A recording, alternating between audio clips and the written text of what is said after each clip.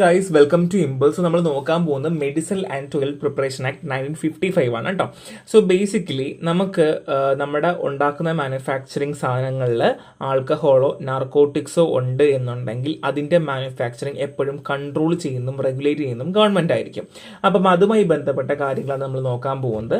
First one is key definition ആണ്. എന്താണ് alcohol? Alcohol എന്ന് പറഞ്ഞാൽ കെമിക്കൽ കമ്പോസിഷൻ C2H5OH ഉള്ള എല്ലാ സാധനവും, ഏത് കോൺസെൻട്രേഷൻ ആയിക്കോട്ടെ, ഏത് പ്യൂരിറ്റി ആയിക്കോട്ടെ, ഈ ഫോമിലുള്ള എല്ലാ substance is called as alcohol. ഇനി എന്താണ് എക്സൈസ് ഓഫീസർ?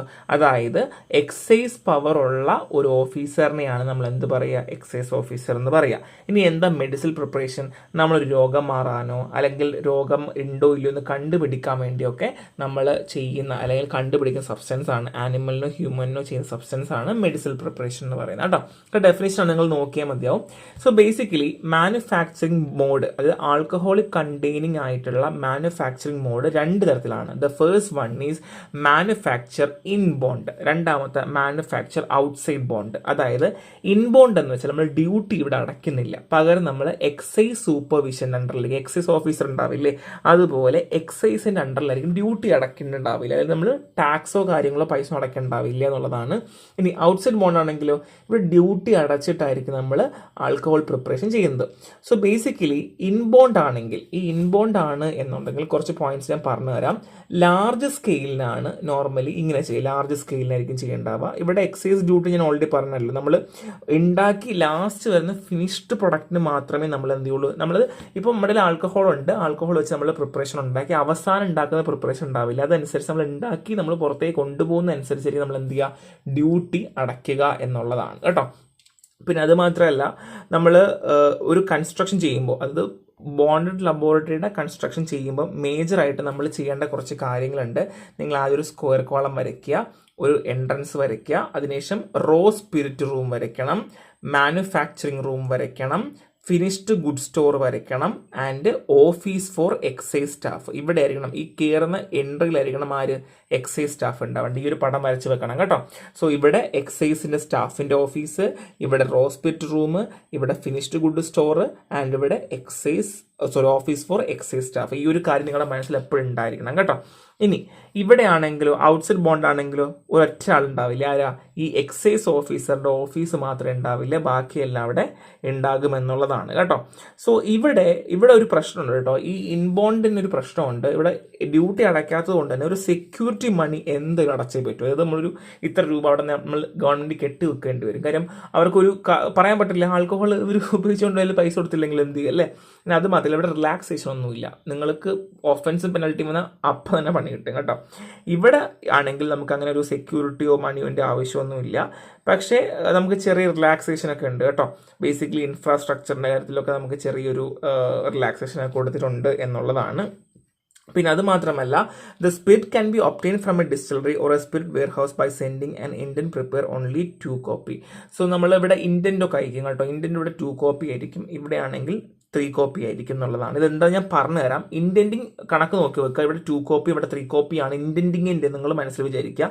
കാരണം നമുക്ക് ഇന്റൻഡ് ചെയ്യണം എന്നുണ്ടെങ്കിൽ, അതായത് നമ്മൾ ഇന്റൻഡ് പ്രിപ്പയർ ചെയ്യില്ല, നമുക്ക് ഇത്ര വേണം എന്നുള്ളത് ഇന്റൻഡ് പ്രിപ്പയർ ചെയ്യില്ല. അപ്പോൾ ഇവിടെ 2 കോപ്പി, ഇവിടെ 3 കോപ്പി ആണെന്നുള്ളത് മാത്രം മനസ്സിലാക്കി വെക്കുക. ഇവിടെ എക്സൈസ് ഓഫീസറിൻ്റെ ആവശ്യമില്ല, ഇവിടെ എക്സൈസ് ഓഫീസറിൻ്റെ ആവശ്യം ഉണ്ട്. സോ ഇപ്പം ഞാൻ പറഞ്ഞത് മൊത്തം ഡിഫറൻസിയേഷൻ ആണ്. രണ്ട് ഡിഫറൻറ്റ് ഇതാണ് ഞാൻ പറഞ്ഞത്. കാര്യം മിക്കവാറും പരീക്ഷയ്ക്ക് വേണമെങ്കിൽ ചോദിച്ചേക്കാം, അതുകൊണ്ട് പറഞ്ഞെന്നുള്ളൂ.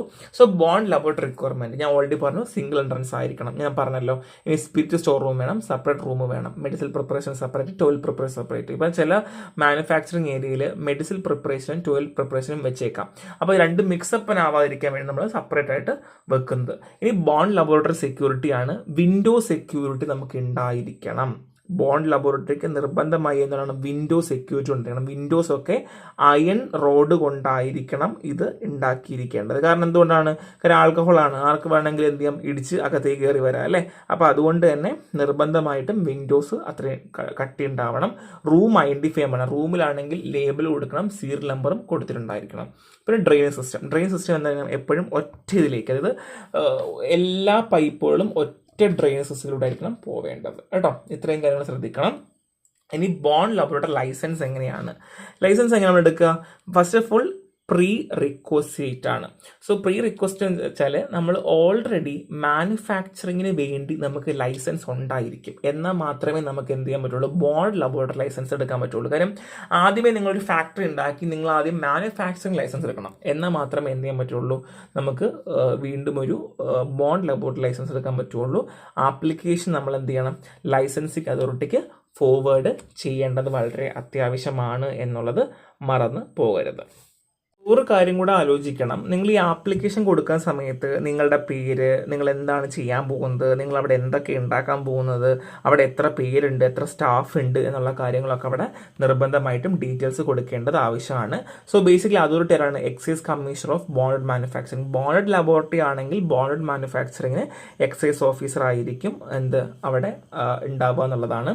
ഇനി നോൺ ബോണ്ട് ആണെങ്കിൽ സെപ്പറേറ്റ് പ്രിമൈസ് ആവശ്യമാണ്. കാരണം നോൺ ബോണ്ട് അറിയാലോ, ഓൾറെഡി നമ്മൾ എക്സൈസ് അടച്ചതാണ്, ഡ്യൂട്ടി അടച്ചതാണ്. സോ സെപ്പറേറ്റ് പ്രിമൈസ് വേണം. ലൈസൻസ് ആപ്ലിക്കേഷൻ ഒക്കെ നമ്മൾ സ്റ്റേറ്റ് ഗവൺമെന്റിനാണ് കൊടുക്കുക. തിരിഞ്ഞു പോകരുത്, ഇവിടെ സ്റ്റേറ്റ് ഗവൺമെന്റിലുള്ള ഓഫീസേഴ്സിനാണ് നമ്മൾ കൊടുക്കേണ്ടാവുക.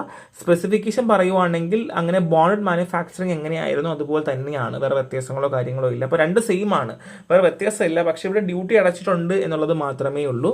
So non bond laboratory licence എങ്ങനെ കിട്ടണം, ആപ്ലിക്കേഷൻ ഓഫീസേഴ്സിന് കൊടുക്കണം. ഫോം എല്ലാം സെയിം തന്നെയാണ്, കണ്ടീഷൻ സെയിം. നിങ്ങൾ എന്താ ചെയ്യുന്നത്, എന്തോ കാര്യങ്ങൾ ചെയ്യുന്നു, what you are doing, your name, അങ്ങനെയുള്ള എല്ലാ കാര്യങ്ങളും എല്ലാം നമ്മൾ പാർട്ണർഷിപ്പ് ആണെങ്കിൽ പാർട്ണർഷിപ്പ് ഡീറ്റെയിൽസ് കൊടുക്കണം. എത്ര എമൗണ്ട് നിങ്ങൾ ഇവിടെ ഇൻവെസ്റ്റ് ചെയ്തിട്ടുണ്ട്, എത്ര സ്റ്റാഫ് അവിടെ ഉണ്ട് എന്നുള്ള കാര്യങ്ങളൊക്കെ നമ്മൾ കൊടുക്കേണ്ടത് വളരെ അത്യാവശ്യമാണ്.